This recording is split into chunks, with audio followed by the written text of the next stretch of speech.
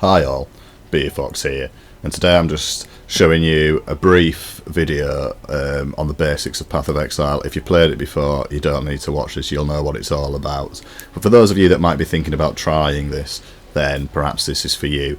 It's a free-to-play action RPG, kind of off the back of Diablo 2, Titan Quest, that type of thing. Don't make the mistake, though, to think it's a complete and exact rip-off, because it's not. It's very much its own game. I'll just go straight into it, how like one of the things that differentiates it from like a lot of the other games of this style, and that's certainly customization. You can see here that I've got like my various spells and moves, so Ice Nova, and Curse there, Stormcall, etc. There's no active skill tree. There is a passive one, but there's no active one as you might know it from, say, Rift or something like that, where you'll put in... you'll allocate 3 points in like Stormcall or anything like that. It's not how it works. So how does it work? Well, it's pretty straightforward, kind of. A bit hard to explain, I suppose, sometimes. But each of these moves are basically a gem, a skill gem, which you can find out in the world as drops, or you get them as rewards from the various NPCs for completing quests. 3 types of gem. There's green, blue and red. So red ones tend to be strength based, or blue ones are your intellect, and green being dexterity. So it kind of is then pointing you towards, giving you a hint of like what type of character you are. If you're dexterity based, you may well be going to green. Strength, like melee, heavy melee, might well be red, and spellcasters may well be blue. There are ones that fall in the middle. So this means that out of the 6 character classes that are in the game, any one of them can really use any moves, but there are better ones to use for certain things, obviously. But you can make real hybrids, anybody can do anything. So your armour, as you can see here with these couple ones in my bag and the ones I'm wearing, have the slots on that you put the skill gems into. And obviously the slots are the corresponding colour, so only a blue gem can go into a blue slot, red, green, green, etc. Pretty simple. Once you slot it in, as it were, you get storm, like say this Stormcall on here, which it'll appear on your action bar. So Stormcall's there, it's an active skill, it calls down a storm and does a shed load of damage to minions, and mobs. God, honestly, getting a bit tongue-tied there, apologies. Now, you might be able to see there, it's actually got an L and a V next to it. What does that mean? Well, this is very simple. This is quite a low-level Templar anyway. It's only about level 40, 41, I think. He might have just turned. And as you level up and as you get new armour, you'll find linked sockets. And basically, Stormcall is now got a support gem, and you can get support gems. So that's an active gem, and like added lightning damage is a support gem. So now Stormcall has added lightning damage, and it also has lightning penetration as well. So that one move now does these 2 extra things. This is a very simple example of what you can do. You could give added lightning damage to zombies if you had zombies, if you wanted to. I'm not sure why you would, but you could. You can give life on hit as a support gem to a move. You can make fireballs that if you only fire one, it'll split into 2, or it'll split into 4. When it hits one enemy, it'll go on to another one and another one and another one, that type of thing. So you can begin to imagine the type of fun you can have really messing about with it. However, not all of that's that optimal, but it's definitely a lot of fun to mess about with. In addition to that, we'll just have a look at the skill tree, and initially extremely daunting.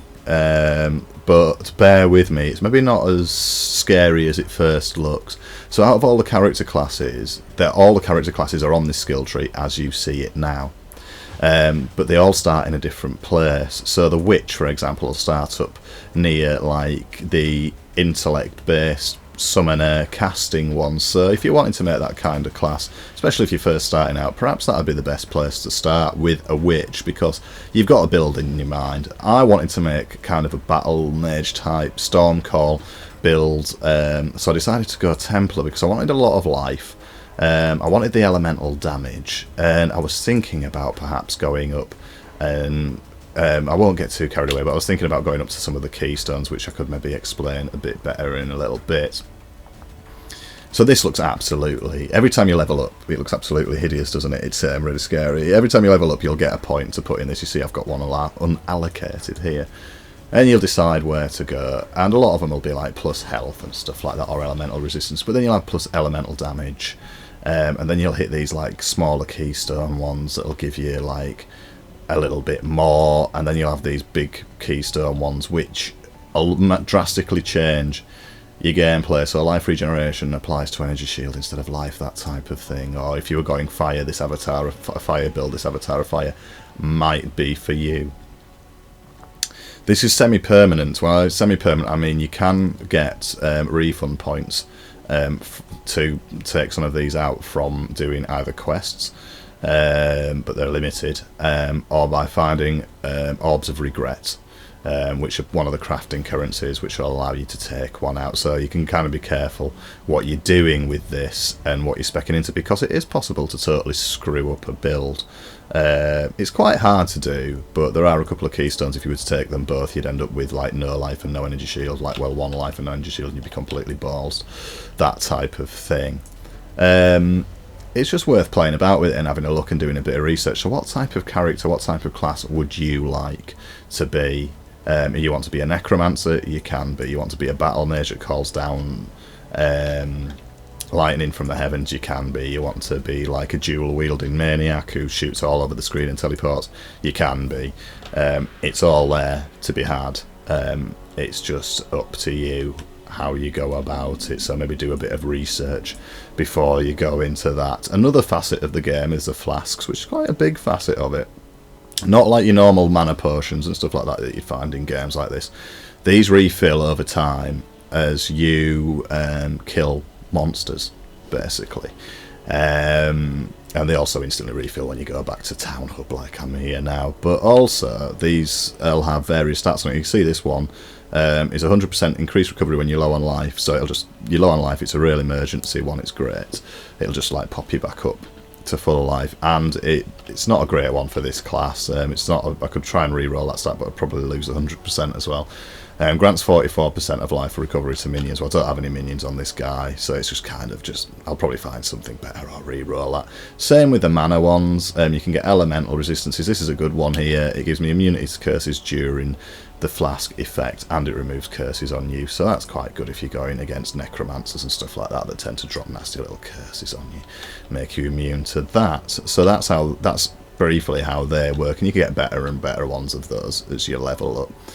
The other thing is like crafting, basically. So there's a lot of materials in this game, there's no gold, so these are your basic crafting materials. So if you were to find a white or something, you really like to think, wow, that's got 4 links. But it's just a white. I mean, that's no good to me, is it? Well, it might be, because you can use this Orb of Alchemy, for example, which we've only got 1 left, but that'll upgrade a normal, white is normal, into a rare. However, it's going to randomly roll those stats, so just be warned, you could end up with something totally shit, although it's got a 4 link on it. Similarly, the Orb of Transmutation upgrades a normal item into a blue item, which is best used on stuff like these mana flasks. We'll just use it for the sake of it. So it's a white, I could throw it away, but no, I could use that on it. And now it turns it into something perhaps usable. Recharge when you take a critical strike. Not great, I'm going to sell that, I can't be bothered to re-roll it. But you could, well I will just for the sake of argument, there you go. So we use this, the Orb of Alteration on it, and now it changes it again. Not a great stat for me. Not one to be using, but they also work on all your armors and your weapons as well, and there are rarer ones as well. There's also these Jeweler's Orbs that will reforge the amount of sockets on an item if you want to try and get a few more sockets. Scouring removes all properties from an item. Chaos Orbs reforge a rare item with new random properties, so that'd be good if you had something with a lot of slots on but not quite the stats you wanted. For example, a very basic example. It's also worth noting that all items have like a quality, but I don't know if I've got any quality. There we go. So these the quality can go up to 20%. Basically, you see the quality there. It's 12%. I found it as a drop like that. I haven't invested anything into it, but that'll upgrade the base stats on it for you if you so wish. If you find an amazing item, you might want to use, say, like an armorer's scrap on that, which aren't hard to come by. And then blacksmith's whetstone improves the quality of a weapon as well, and there's also one for flasks, and I don't know if I don't know if I've got any actually, but there's one that does it for flasks as well. So well worth using, well worth doing if you maybe want to hold off a bit of a late game. Alchemy orbs aren't too rare. You can definitely find plenty of those as you go along, and there are what they call recipes. So there's no gold, but I could sell items, and there's various recipes, what people call recipes in the game. If you sell a certain combination of things to, say Nessa in this case, to this NPC, you will get certain things back, such as whetstones, and flask upgrades and stuff like that. I'm not going to go into them here because there's loads. I'll put a link at the bottom of the video, I think, for the recipes if you want to have a look at those.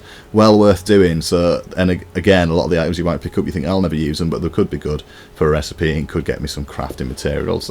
Just by chance, I just happen to have one here, this golden mask, which has linked blue, red and green socket. One of the most basic recipes is if I sell this to it, it'll actually give me a chromatic orb because it's got those 3 different coloured links on there, and that reforges the colour of sockets on an item. So you might get a decent item and think, oh, I want that red to be blue.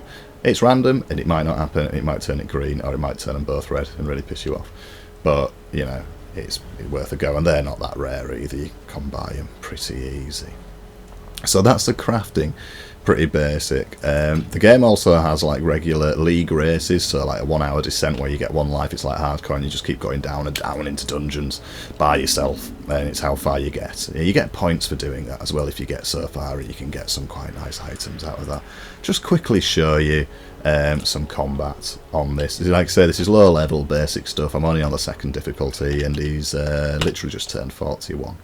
Foxed on, because it's a domination league, not because it's some weird animal condom. Anyway, so you can see here, there he goes, he's calling down, but he could have equally been just, like my other Templar, a melee, a 2-handed melee guy, something like that. It's up to you. It's hard to show like the diversity with one class here, but he could have been a summoner. I would probably recommend a witch for a summoner.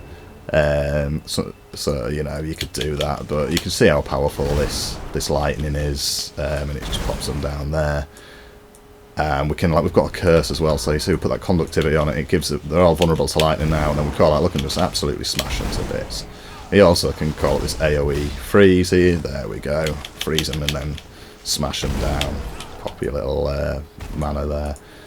So very straightforward. As bosses, you can farm them.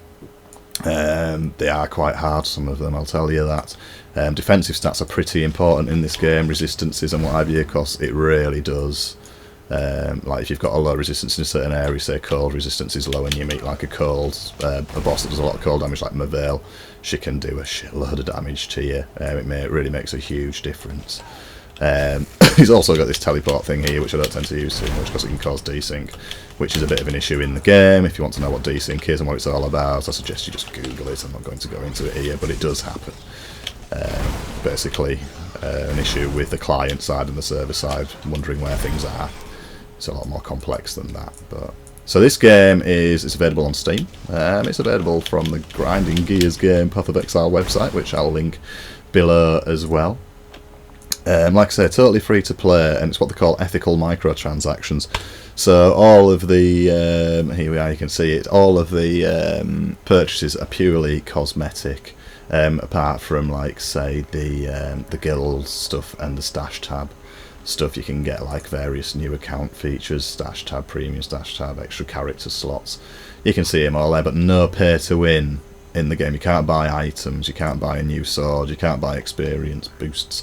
An orange port effect, which I've been eyeing up for some time, but you can buy silly little pets. You can buy these. I've got the necrotic effect on my item here, and you can see, I'll just do it quickly. Wrong button, sorry. Like this ice crown here, you could just pop that on his head, look, and there you go, he's wearing an ice crown, how lovely. And also I think I've got on the item as well on this wand, yes, it's got the necrotic item effect, which you can't really see on the wand. The little green skulls coming off it there, very nice. Also has extra gore, so enemies tend to explode in a and a lovely plume of blood and bones when you kill them. We love stuff like that, don't we? It's absolutely brilliant.